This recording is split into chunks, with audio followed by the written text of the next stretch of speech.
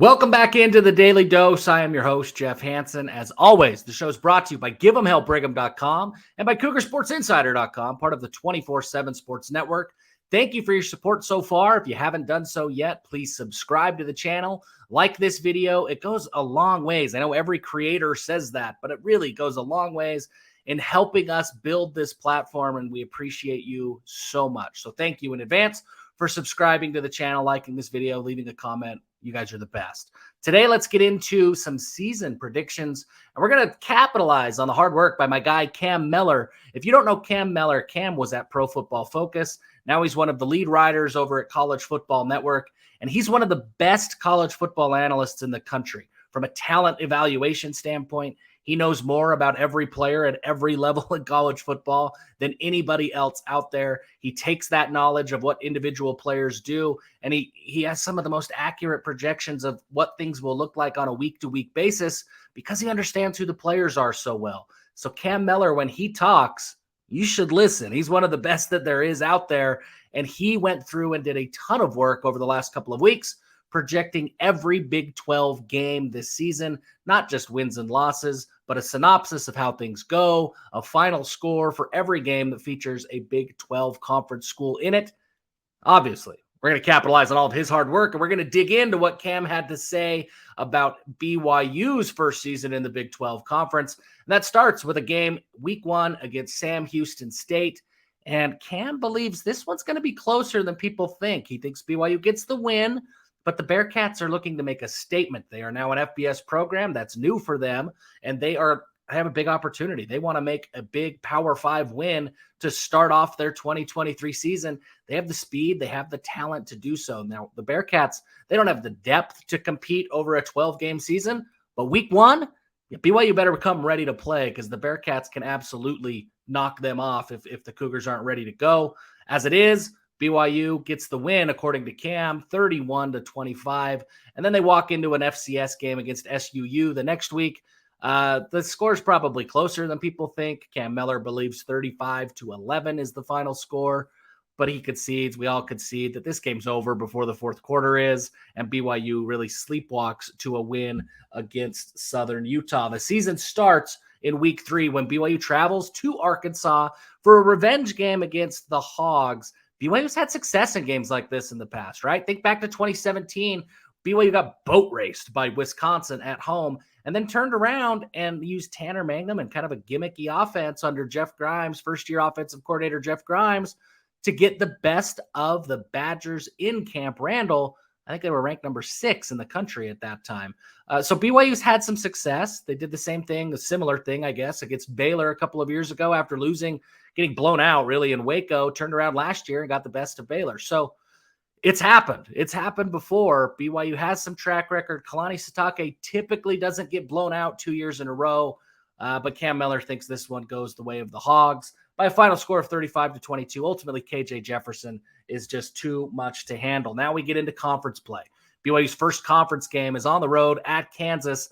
And Kansas, I've talked about Kansas on this channel before. I'm anxious to see which Kansas is the real Kansas. They started off great. They started off ranked last year, and everybody looked at them and said, whoa, the Jayhawks are for real. Lance Leipold's amazing. He's a phenomenal head coach. Then they stumbled the second half of the year. They had some injuries, and things kind of fell apart. They did make it to a bowl game. Their end season record was better than anybody expected, but it was kind of a tale of 2 seasons. So was it a result of injuries, or did the old Kansas kind of show up? We don't know which Kansas it's going to be this year. But Cam Mellor believes that this is going to be the good Kansas. They get the best of BYU 35-29 in BYU's first conference game as members of the Big 12 Conference. First home conference game is against Cincinnati. Cam thinks this is a 30-25 win for BYU. I agree with the result. I think the score is going to be much bigger. I think Cincinnati has some problems. Scott Satterfield is not inheriting the team that was Desmond Ridder and Sauce Gardner a couple of years ago. This is a very different team. He's got to come in and install his scheme, his offense, his players, his everything. I think Cincinnati's going to have some problems this year. And I think week 5, walking into a road game in Provo that will probably be a night game that will undoubtedly be packed as BYU fans are ready for the first conference game of their lives in the Big 12 Conference. that's going to be a really tough environment for Cincinnati to come away with. I think BYU wins by multiple scores. Cam thinks this one's a little bit closer than I do, 30-25. Week 6 is a bye week for BYU, and oh my goodness, that is just music to every BYU fan's ears. BYU can have a bye week after 5 games. They don't have to play 11 games in a row like they've had to the last couple of years. How wonderful. Sing praises to whoever you want to sing praises to. That's a big deal. Week 7, they come back. They travel to TCU and will take on the Horned Frogs. Cam thinks BYU wins this game. Now, I want to read what Cam says. He does throw a little bit of water on our party here. He says, before BYU fans get too excited, yes, we're predicting a victory against TCU, but no, this Horned Frogs roster is nowhere near the roster that made waves last year and ultimately made it to the College Football National Championship. We don't care, Cam. If BYU gets the best of TCU, we are going to celebrate like it's the Cougars who just won the national championship. Nobody is predicting BYU to win this game. They've struggled historically playing in Fort Worth, dating back to their Mountain West Conference matchups with TCU. This would be a big win for a lot of reasons. So I don't care, Cam. I agree with you. It's not the same TCU team that it was a year ago, but that's not going to stop us from celebrating. I don't know. Maybe we'll print shirts. We'll do something because that would be a huge win. And it would be followed up in week 8 by an even bigger win if Cam's projections are right. He thinks that BYU gets the best of Texas Tech in week 8. This would be a surprise to me. Texas Tech, I think, is a sneaky pick to win the conference. Everybody's looking at Texas. Everybody thinks Oklahoma's going to bounce back. Kansas State certainly has a lot of things going for them. But I really love what Joey McGuire's doing out there in Lubbock. And I think that Texas Tech could surprise a lot of people. But in this one, Cam thinks BYU gets the best of them, 29-28. That would be probably the biggest win of the season. Texas Tech, I think they're going to be really good. Week 9, BYU goes to Austin to take on the Longhorns. They've got a winning streak against the Longhorns. Comes to an end this year. Cam Mellor thinks that the talent ultimately prevails for Texas. And look, it should.